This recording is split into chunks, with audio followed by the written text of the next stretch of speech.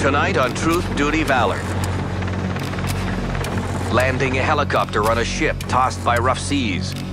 Down, down, down. Learning to escape from a downed aircraft. A week in a hangar on one of the military's destroyers in the stormy North Atlantic, and a visit to the school where people learn how to save themselves at sea.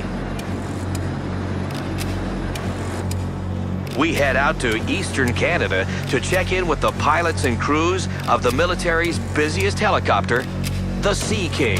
This is the workhorse of the whole Canadian Forces. It's been deployed in more operational missions than any other airframe.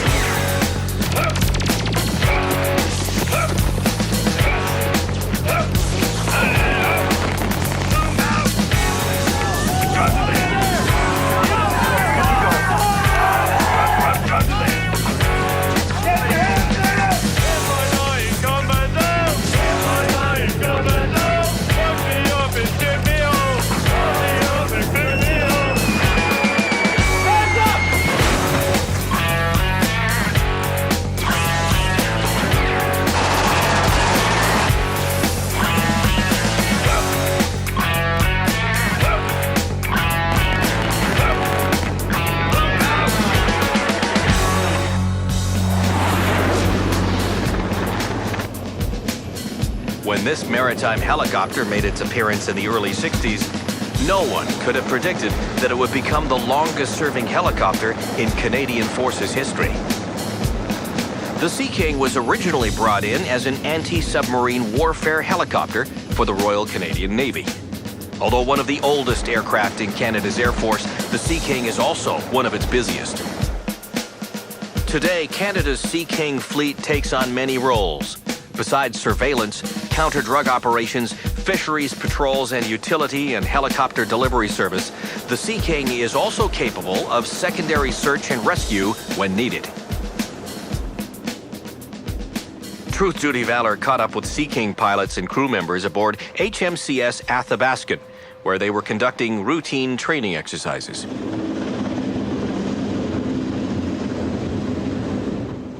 When landing, the Sea King crew lowers a cable, which the ground crew attaches to the ship. This helps guide the Helo's main probe into a sturdy platform called the bear trap.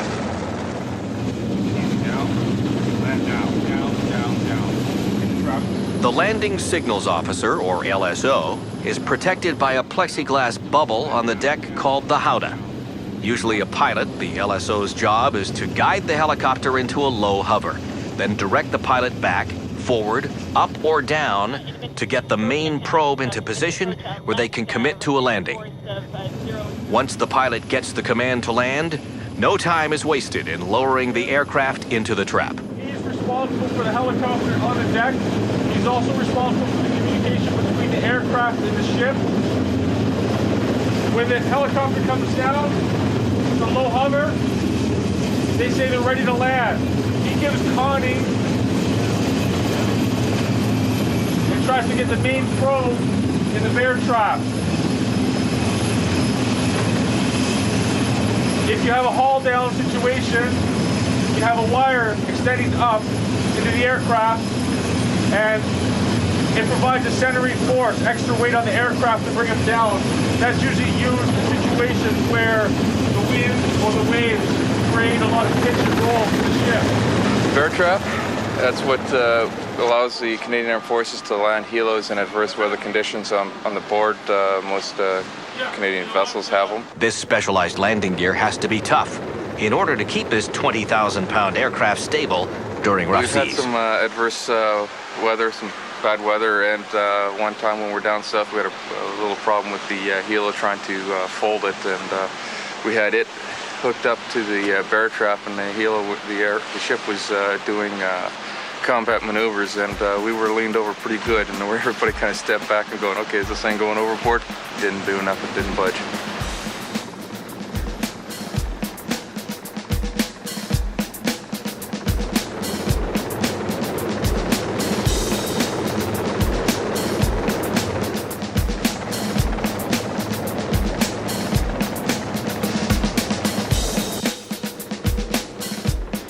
Landing and taking off are considered the most likely times for a helo to crash on deck.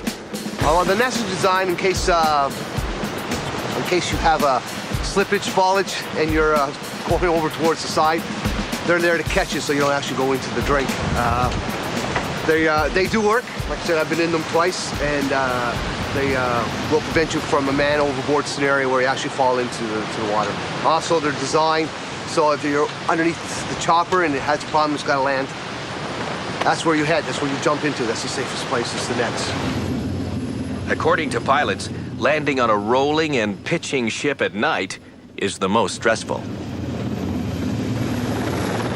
Probably the first time coming out to ship at night, it's quite intimidating because you have no horizon, you have absolutely no lights anywhere, and you're being told to land on this, looks like a postage stamp of a ship, and you realize this is the only place that you're going to be able to land because there's no other options around.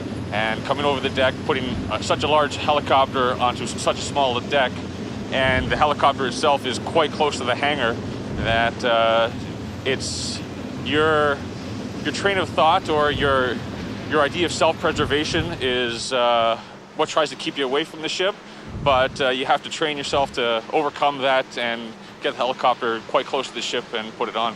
The worst deck I've seen is maybe 3 degrees pitch, about 8 degrees of roll. We were out doing a fisheries patrol off of Newfoundland at night. Your hand, like how much is that? Like 3 degrees of pitch. You know, it doesn't really see much with your hand and roll, but when you have no horizon and just a few lights on the back of the ship with some wind gusts and stuff, it's all you can handle.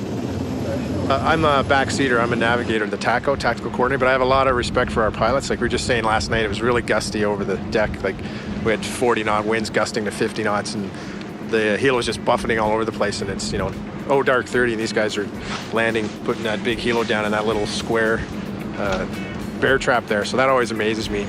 You just kind of put your trust in the front end, and after a while, you never really get used to it, but you just put your faith in the front end, and they always come through for us. So. When Truth Duty Valour returns, special deliveries at sea.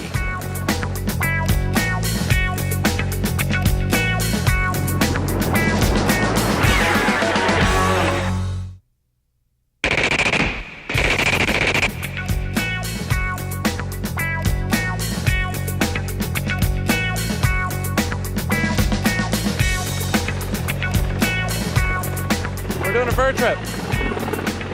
Helo's going to come over and hover, and we're going to go out. Nick is going to zap the cable, and I'm going to hook it up. He's going to go out and hover around and come back and drop it. He's going to wait for the flight deck director to give him an okay to come in. And now I soon got to go. He's going to go out and zap the cable. Then we're going to hook up the load. He's going to go.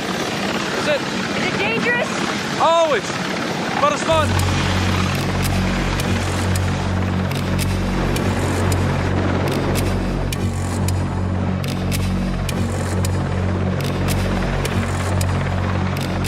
This is the most dangerous job for the ground crew, who must stand under a hovering aircraft weighing nearly 20,000 pounds. You get used to it, and you don't look up. Do your job. Brace yourself out there. Brace yourself out there. Especially a rough seas, ships coming up and down, the helo's moving all over the place, and the pilots got to do what they do a real good job, keep the wheels up. I find bird trips worse because the cable's so short, and you're more close to the aircraft. Right? And you're right underneath the helicopter, which is pretty ominous.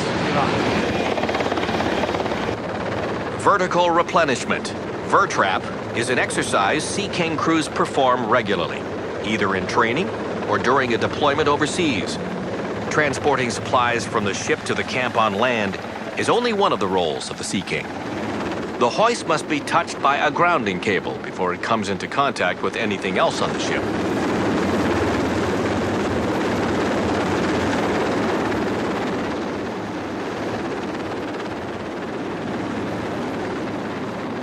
Every aircraft builds up static in the air just by the motion of going through the air.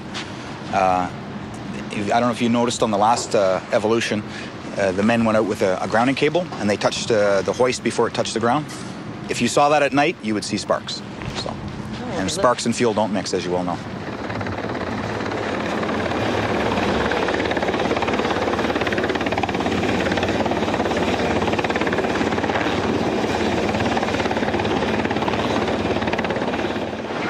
It's never a piece of cake. Basically just the hovering with the ship and the winds and the turbulent winds coming off the back of the hangar.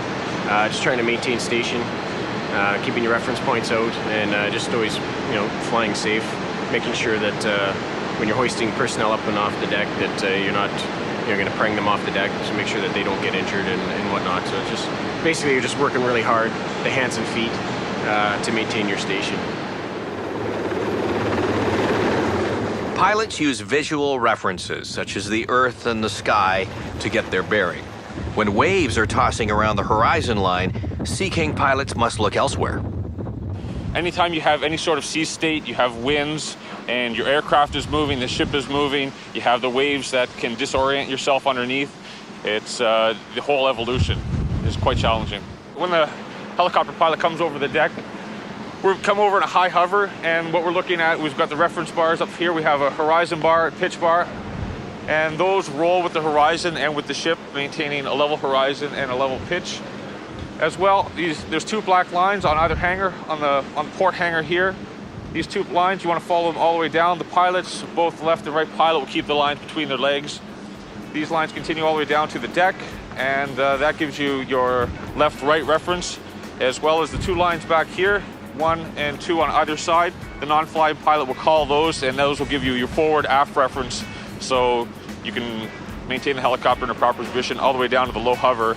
And once you get down to the low hover, then it becomes the LSO's responsibility to con you forward, back, left, right, up and down to get the helicopter centered over the trap. So when the executive is given to you to land now, then you're in position and you're down on the deck and trapped within 4 seconds.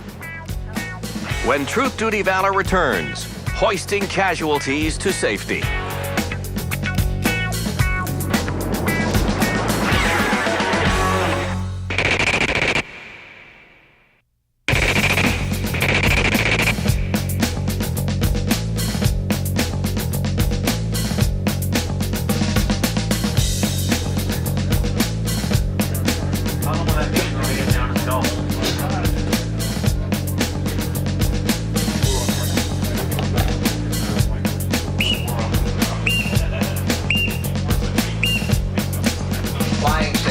Weather decks abaft the hangar, out of bounds, off caps, no smoking on the weather decks. When helo activity is up and coming, the ship must be ready. Whether the Sea King is landing, taking off, or doing deck exercises, the ship plays a crucial role in the crew's safety. Well, this is Big Dog, Roger. Big Dog, this is Werewolf. What heading? The relationship between the ship's and helicopters' crews is an important one and relies upon strong leadership and teamwork in a complex environment. Bridge, Postmate, sir. Wait one. Officer Lat, sir. Permission to circulate JP5, sir. Yep, go ahead. Okay. Well, what they do is 5 minutes or a half an hour before flying stations take place, they'll circulate JP5. They'll just put it through the lines again in case there's any dirt or whatever condensation in the lines, and they just circulate it so that it rids itself of all of that. The helmsman has to keep the ship as steady as possible. Jerky movements would put lives in danger. Well, it's a little more stressful because obviously you have people's lives depending on you, and if I jerk my helm any way, that it could actually cause pretty bad accidents. So just basically to keep the ship steady and listen to orders very carefully, repeat back every order that's given, and make sure everybody's safe. They will rely on us to keep steady deck, keep the ship still, make sure that the winds are inside the flying envelope that we have, certain winds that we can fly with. So that's our job, keep track of the winds, keep the ship steady, watch out for shipping, and if we see any problems with the aircraft, whatever, we have to know what's going on so we can inform the captain right away. It takes a little while to get used to it. I've been in now for 3 years, and I'm just getting used to it now, really, with different sea states, whatnot. When a ship is undergoing helo operations, it must warn other ships that it is restricted in its ability to maneuver. The ship will become restricted in her ability to maneuver, and we have to notify other ships in the area. And the way we do that, we just use visual shapes that are hoisted on the port outer halyard, which is a large black ball with a diamond and another large black ball. We're basically telling them we got an unstable helo on the deck and we can't turn, so give us right away, please.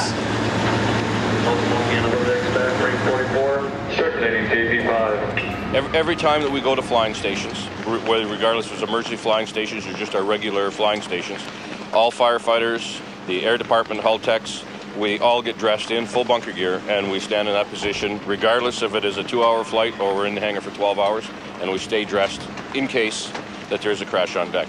There is no real time frame, just as soon as possible and as safely as possible, because depends on how he lands. The rotor blade is still throwing shrapnel, and the hangar doors are only made of aluminum, so that shrapnel can be coming straight through the hangar doors. So until those blades actually come to a stop, I will not send a firefighter out onto the deck, because there's no sense having a firefighter injured, and he's not going to be able to perform his rescue. For safety, the hangar door is kept closed as much as possible. A rogue wave could hit the deck at any time. Weather's getting a little rougher, and this is part of the challenge just being out here. This is actually fairly mild to what we're used to during the North Atlantic during the winter time. It gets much rougher. Sea state 3 and 4 is pretty much the norm, which means meter waves are 1 meter for each state, so 2 meters, 6 feet. So as the deck gets rolling and pitching, quite the challenge. The deck gets a little slippery, and the high winds, the weather, the rain, and all that sort of stuff makes it a little challenging. Do a Stokes loaded transfer. It's ASOP evolution. Basically, he's in control of everything. We're just giving him a hand.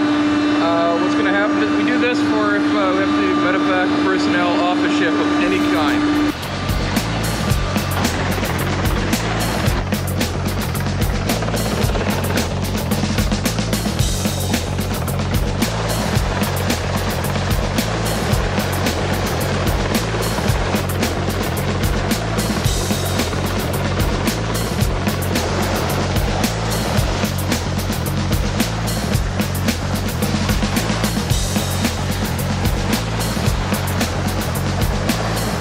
Obviously, not every ship has a nice flight deck that you can come land on. So we do a lot of medevacs, or not a lot, but if we ever have to, we practice. So that's a situation where we're coming over a deck where we can't land on or hoist right over top of. So we're simulating there's all kinds of obstructions here. And we come in a high hover, send the thing down, then we move off and down, and then send the hoist in and hoist the guy kind of sideways enough. The rescue hoist can lift up to 600 pounds.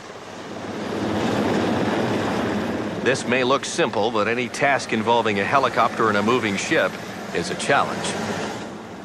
The ship itself is always rolling or pitching, and it's not a regular fixed object where you can judge your height and your lateral distance away from it all the time, because it is always moving itself. So I find that the most difficult.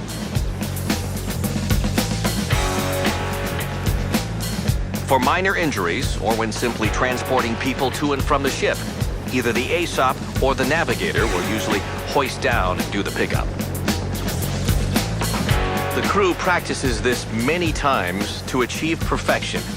They live in a world where mistakes can cost lives.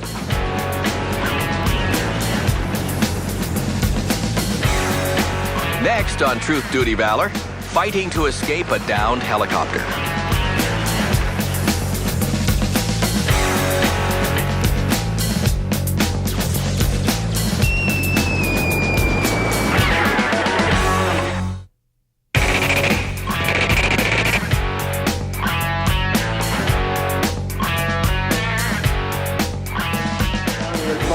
It'll be Mo, Chris, and Neil will place you on the deck.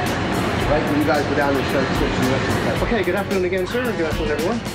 Once again, no major change. Sea King pilots and crews are constantly training to keep their skills fresh for upcoming missions.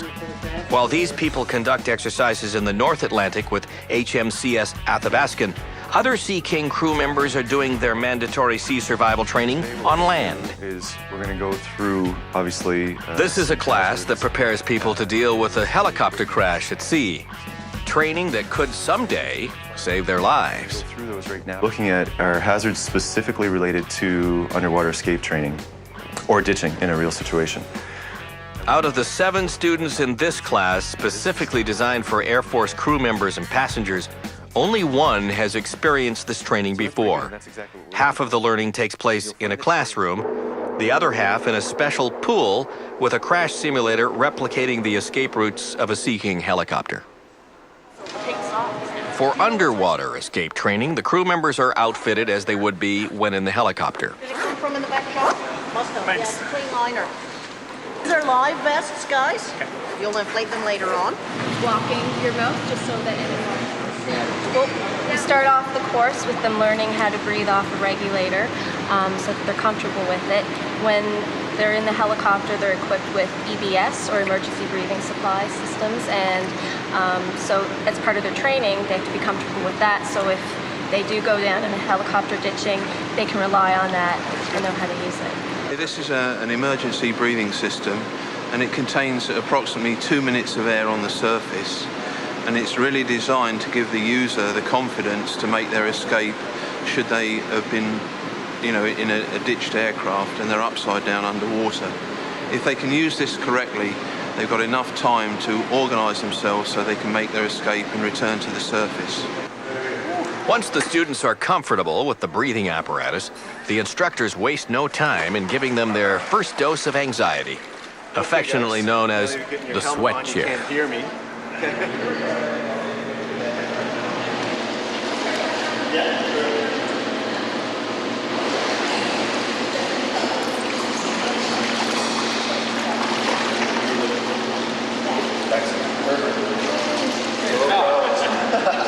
Well done. 1, 2, 3.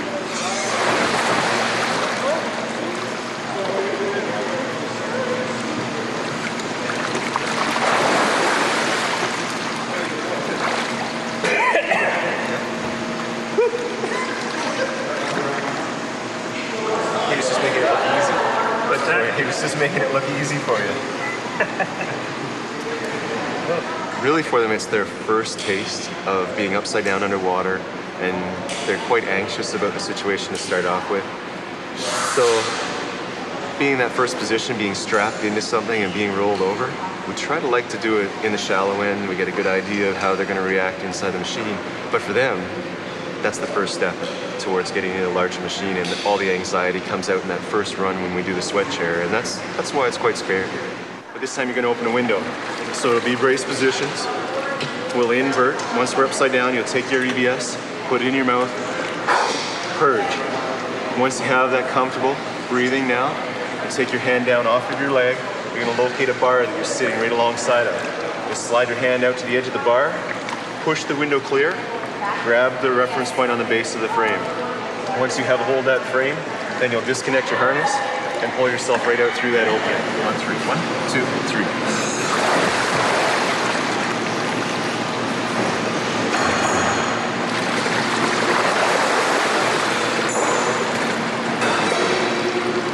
The chair really freaked me out the first time. My bottle was empty, I didn't have air. So it gets your heart pumping, lots of anxiety.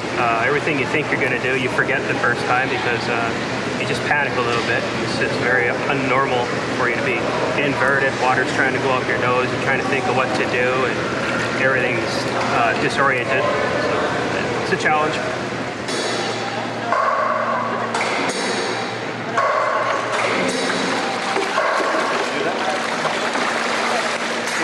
Normally what you find is that the initial panic is either somebody's got a lot of water up their nose, and you have to imagine that when you use the emergency breathing equipment, you're breathing in and out through your mouth, and you have nothing over your nose.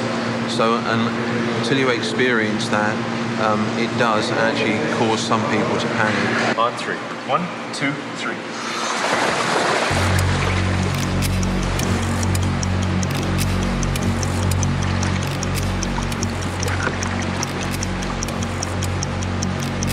Going through all the steps while water is rushing up your nose can make time feel like it's standing still. Good. We're going to have you in your brace position. You'll be holding the controls. We're not stopping at the surface. We're going to hit the surface and roll right upside down. That's good. This underwater escape training system is world class. On this model, all the windows and doors are identical to that of a Sea King, keeping the trainees a ditching experience as realistic as possible. Under the watchful eyes of experienced divers and survival experts, over 17 tons of water crashes in on the students within the first 5 seconds of hitting the water. That's why they stay strapped in until the violent motion of the water stops. Once that violent motion of the water stops, then they can start to make their way out. It only takes 2 to 5 seconds, but if they try to move before that, they're not going to be able to hold on. What we're training for here today is the worst case scenario. It's landed on the water and it's rolled straight over. And basically, what they do in the next few seconds is critical to what will happen to them. And obviously, if they don't get that right, they may perish.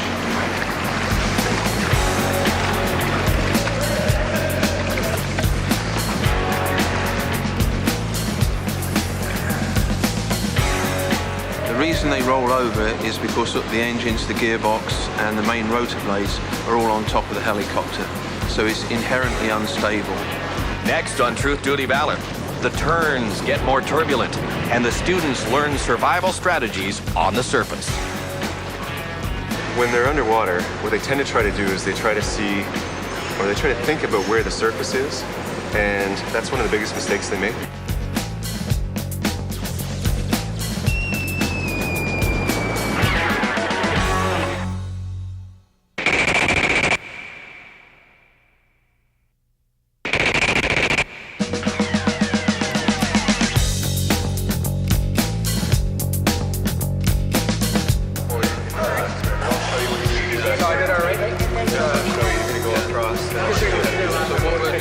The students receive feedback after each run in the escape trainer.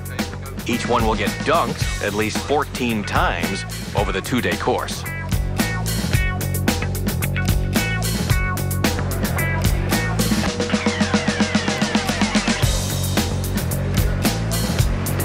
Safety divers ready? Get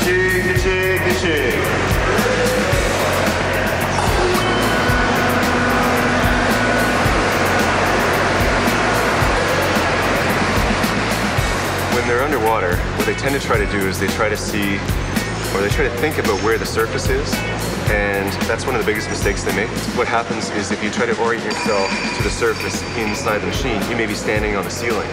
And if you stand on the ceiling, in particular for the Sea King, you've got an upper personnel door that would now be at the floor as opposed to being right in front of you.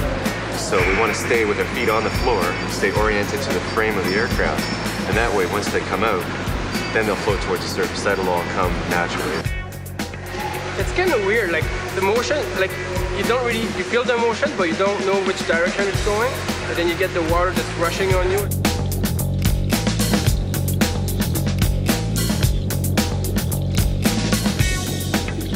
The first time, oh my gosh, I was in panic stage. I didn't know if I would be able to get out, because we were just holding our breath at that time, and hoping that I had enough breath in my lungs to get out there, and going through the drills in your head. Now the drill is just automatic. You don't even think of it. You just do it. So yeah, it's great.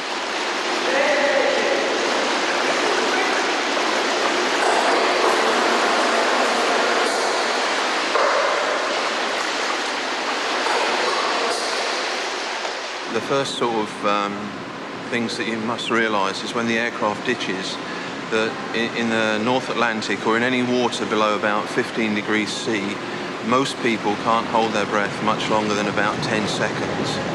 So it's vitally important that they already understand what they're going to have to do and how they're going to do it.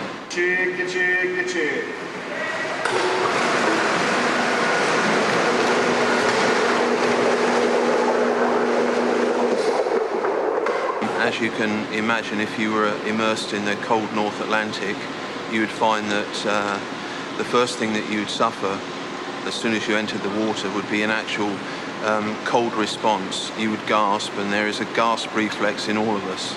Even if you wear an immersion suit, you can offset it slightly. However, they believe that in the face there's some receptors that will initiate what they call a gasp response, which would mean if you were underwater, you'd break your breath hold, and then you would end up sucking in water. And the reason that we train like we do here is to try and minimize that effect and make sure that everybody understands exactly what can happen to them in the first 3 minutes of entering the water. If you have any problems, I'll come to your aid and I'll get you out. Divers ready? Ka-ching. Of course, the water in the pool isn't as cold as the Atlantic, but the students get the gist of what they need to do to survive. It's the second time I'm doing the course. I did the first time in 2000 as the first time, and then now that's my second time, because every 5 years we have to do it. And then it's easier the second time. Because it's my second time, I know what to expect, so I'm not scared, but I don't have as many apprehension, I guess, as these guys, because it's all their first time doing it. So I guess not the fear factor, but I mean, it's the unknown, and they don't know how they're going to react, so it's a bigger challenge for them right now. Actually, at first I was really nervous, and now the training here is phenomenal, so it really does comfort you and gets you very relaxed. Like, I could sit under there for a long time. It's an experience they don't soon forget. The training is so good that even if you don't do it for 5 years, you actually know how to go through the steps. And then I'm pretty sure without doing it for 5 years, I would still know how to get out, and that would probably save my life. So the training is obviously valuable. It was a big eye-opener because I never had this kind of training before, and yeah, I definitely feel more confident, and studies have proven that much higher success and survival rate with this training. The helicopter rolling over is only one way the situation could play out. If the helo stays upright on the surface, the crew must quickly get out and into a life raft. Any situation will be a fight with the elements. When you want them to go, if you're sitting in a seat, leave your seatbelt on until it's time for you to leave, because this thing could roll over at any time in a real situation. Any questions?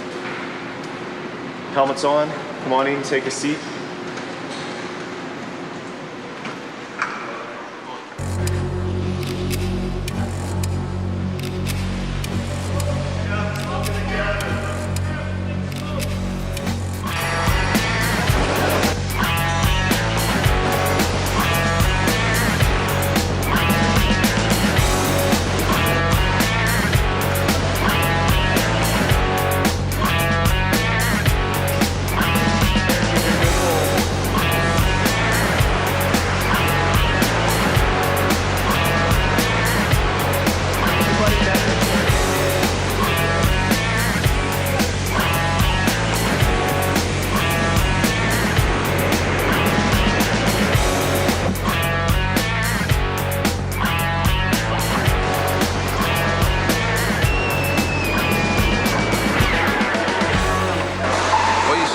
They abandoned the aircraft and then they got into a life raft. Again, it looked relatively easy in the pool, but again, what would happen is in any sea conditions, it is very difficult to inflate a life raft and climb into it, particularly if the sea state is high and the wind speed is great.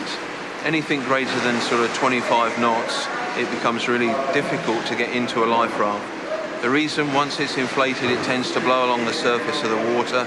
Unless you're holding on to it, it'll be gone. And you saw there, they were holding on to it using a rope, and basically they controlled it and then they got into the actual life raft. It's important to go over every possible emergency situation. Next, the students get comfortable with jumping from a height simulating a hovering helo. Learning to jump. Right, and one of the things that they're learning to do really is protect themselves if they have to jump from a height. They may one day have to jump from an aircraft that's in the hover, and what they're trying to do is protect themselves. You hear them land in the water there, wearing immersion suits. There is a chance that if there's a lot of air in it, they can come up to the surface upside down. And again, you can see what they're doing. They're actually inflating their life preservers, which rights them immediately, or it brings them to the surface the right way up. The actual life preserver that you see them wearing is capable, if they're unconscious, the actual sea state and how they lay in the water, it will actually self-right them. Right, so if they were injured in any way after, abandoning the aircraft, they can actually, if they inflate the life preserver, if they become unconscious, the life preserver will keep them in the right orientation so that they hopefully don't drown themselves. Often there will be fuel or debris in the water after the crash, and the survivors must get out of the area. The key to staying alive is sticking together. So, as a group, you can move quite easily. You just have to stay together nice and tight, okay?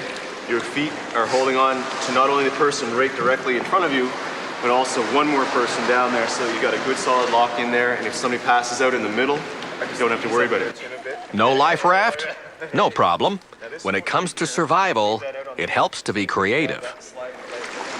So you're in a position now, much better for search and rescue. You can talk to one another. You're gonna hold on to this position a lot easier than you will that chain formation. You can't swim anywhere, but you could easily put somebody at the end and paddle towards the shoreline. If the wind is drifting you that way and the current's drifting that way, you'd be able to move yourself over to that position. Also, if we had somebody who was injured, hypothermic, or seasick, they can go right up on top. Okay? Gets most of my body right out of the water. Okay? I can be a lookout position as well. I can see what's going on, and if I'm injured or seasick, it's going to get... Whether in an inflatable life raft or one made of human bodies, it could be a while before rescue is in sight. Okay. Works very, very well. And more than enough. Okay. What I'm going to try to do to get up this net is I'm going to use my legs. Okay? My legs are used to carrying my body weight around anyway. My arms are not. Step into the net. If it's a fishing vessel or any type of ship that arrives first, the survivors have to be ready to climb one of these nets. It won't be easy with cold, tired muscles and lots of gear on.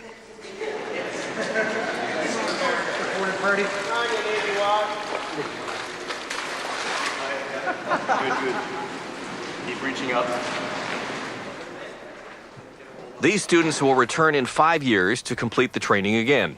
Hopefully, they will never have to use their new skills. When Truth Duty Valour returns, back to HMCS Athabaskan, where a Sea King crew performs one of their more dangerous tasks.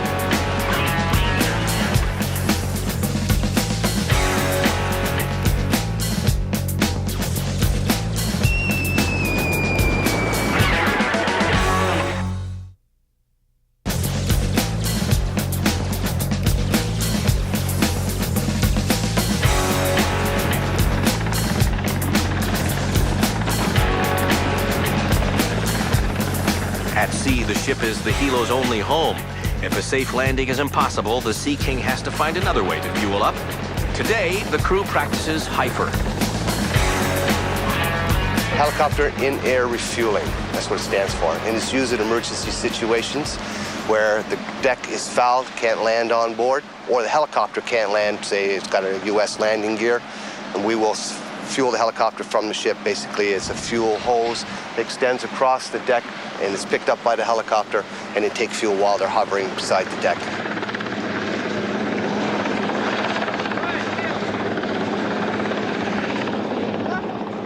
It's a pretty tricky maneuver, especially when the sea gets pretty rough. The ship starts rocking and rolling, and the helicopter is trying to match the motion of the ship.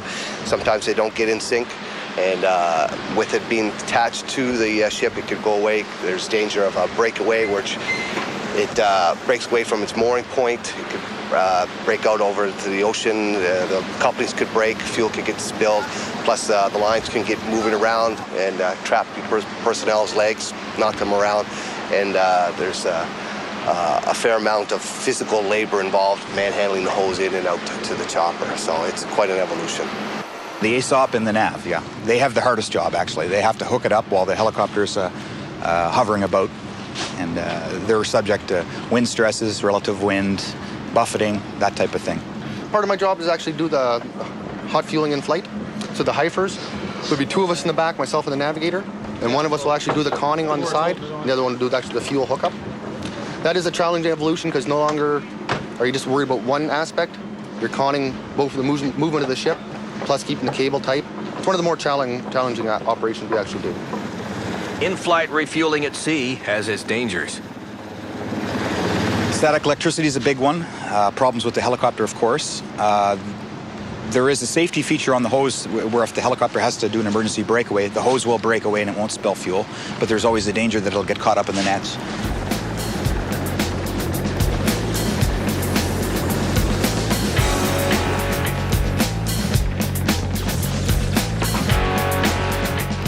constantly practice these things. It is a very tricky maneuver. The pilots have to give 100% attention to it. The Sea King is a large aircraft. The deck is small in comparison. It takes a lot of effort. We do a lot of practicing, and the pilots, they do a great job. They put a lot of effort in. It's tricky work, dangerous work, and they do a great job. When Truth Duty Valor returns, an end of an era.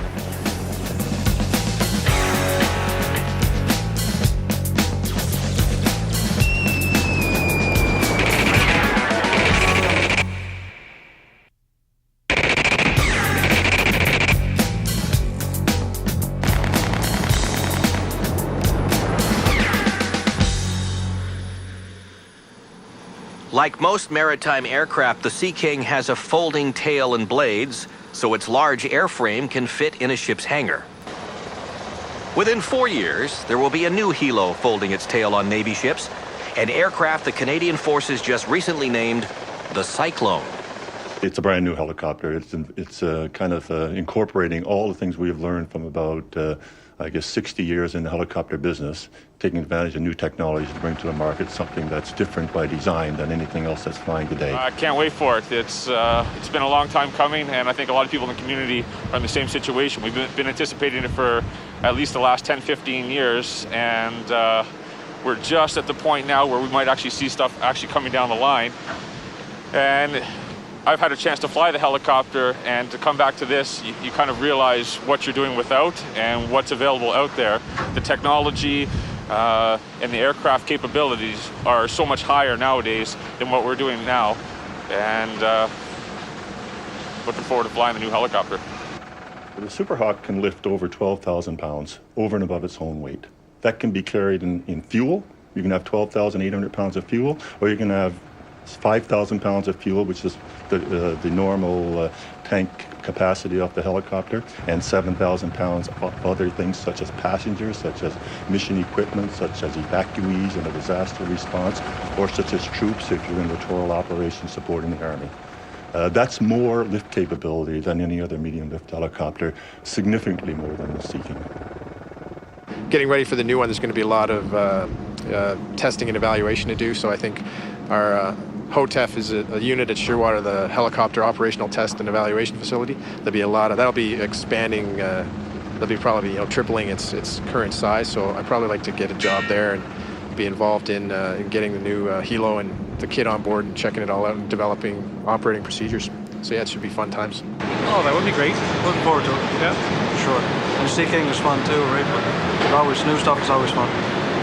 So everybody wants to work on a new piece of equipment. Although everybody is pumped for the change, people who have spent a career with the Sea King will enjoy the last years. Of course, it's a 40-year-old helicopter, and not many people would take a 40-year-old car and drive it down to Florida, expecting it to make it all the way there without mechanical problems. And the Sea King's the same thing. I trust it 100%. I stock my life on it because I work on it every day. There's a lot of maintenance to get them in the air, but once they get in the air, they're incredibly safe. So I've been working on them for 4.5 years. I have seen fewer problems on this than other aircraft. The techs are very highly trained. Seems the front end. I got no worries with it.